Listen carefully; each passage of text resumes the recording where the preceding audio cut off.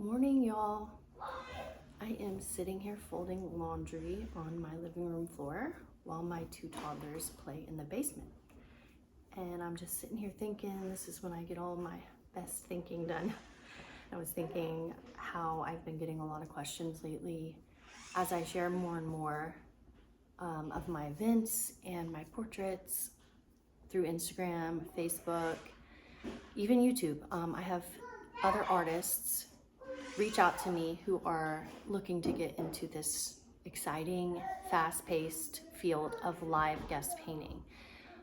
The main question that I get is, how do I get started? Like, someone will reach out and say, I had a friend ask me to do this for her bridal shower and I did it and I loved it so much. Like, how do I do more of this? So I thought today I would walk through the 3 most basic steps for getting started. And obviously there's more to it than these 3 steps, but these are the place to start. If we haven't met before, I'm Jessie. I'm a mom to 5 and a watercolor artist. I've painted in weddings and events all over Georgia, and it is just the absolute most fun. So I'm all about encouraging younger or new artists to dive right in, and so let's get started. The number one thing that I say is first to find your style. This simply involves practice, practice, practice. You cannot know what you can offer to anyone until you've nailed down exactly how your portraits will look. Everyone's are gonna look different. I've seen faceless, I've seen people add features to faces.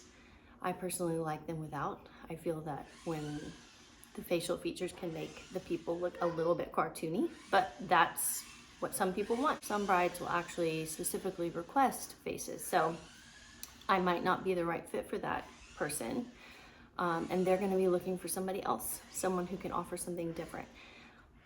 You can do full body, or you can do from the waist, like head and shoulders only. Start with one, pick one, and then just practice, practice, practice, because that is when only through repetition will your really simplified, minimalistic portrait style really develop and start to show. The second step, step number 2, is to start putting it out into the world. You cannot book a wedding if nobody knows that you're officially offering this unique service. So once you've found your style and you love the way your portraits look and you can do them relatively quickly, you need to put it out there to the world in some form. If you have a website, great, put it on your website. If you have an Instagram account, start sharing it there. Show examples of your work. Put it in your stories and tell your followers what you're doing and what you're offering. It can even be just talking to your family and friends. It could be your cousin's getting married. Start letting people know. My very first live painting gig was an old family friend that actually asked me to do it. And I mean, I would have never in my life guessed that there would be such a thing as like painting watercolor portraits at weddings. So I just got lucky, and to be fair, I had been putting it out there into the world for years, my watercolor portraits, but I would have been content to just keep painting pet portraits and house portraits. I had no idea that this was going to become a thing, a growing trend in the wedding industry. And I just got lucky and had that old neighbor of ours reach out to me about her daughter's wedding, and from there I fell in love with it in 2020, and I've kind of been obsessed ever since and trying to grow, but people are out there actively searching for this service, and they're looking for someone in their area, because if we have an Arizona bride reaching out to me here in Georgia, there are going to be travel costs and it gets expensive. So the more people that can start offering this locally, the better. Just serve your community, because most brides don't have the budget to pay for me to come out to, California. Once you've started putting it out there, step number 3 is to create your offer. So maybe you start with one package. You need to decide what will be included. What style are you offering? Are you pricing per guest painted, per head count, or per hour. You can do it either way. I price per hour. I like to give my brides just a realistic expectation of how many individuals I can paint per hour. And then if there's any that they want done after, that's a separate charge. But some people do a package for like, 80 guests. And then if they don't complete those, they take them home and finish them.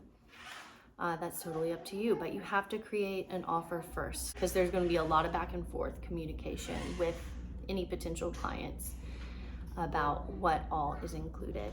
And the clearer you can be, the better. The one kind of rule I have is that I want all my people to have realistic expectations of what I can deliver and what I cannot. So I do not want to give anyone the impression that I can paint 150 people in 4 hours. I cannot. Keep everything super clear, put everything in writing. If you have a phone call, put it in writing. After that would come booking that first gig and buying supplies, but I'm not gonna dive into all that yet because that's maybe a whole nother video. If you're interested in knowing what supplies I use, what are my essentials, what is my must-have packing list for every event, please leave me a question down below or reach out to me on Instagram. It's at Fig and Font. Be patient and offer the service for free if you want. That's a good way to get started too, because until you've kind of proven yourself and been tested live, it is a risk to have somebody hire you and give you that shot. So offer a discounted rate. Those are the first most important steps for becoming a live guest illustrator at luxury weddings and events. Practice, practice, practice. Develop your own unique style. Not everyone in the world wants the kind of portraits that I paint. Someone is out there looking for exactly what you offer. Number 2, put it out there into the world. Start sharing it with everyone you know. And number 3, create your unique package and your unique offer and make it super clear for any potential client to be able to hire you. So I know that those sound overly simplified, but that really is how to get started. It's the best way that I know how it worked for me. A lot of practice and time has gone into developing the style and the look of my portraits as they are today. They looked different in the beginning and they took me a lot longer. Guys, that's it for today. I hope that is helpful. Like I said, leave me a comment. Let me know if you enjoyed it or not. Thanks for watching.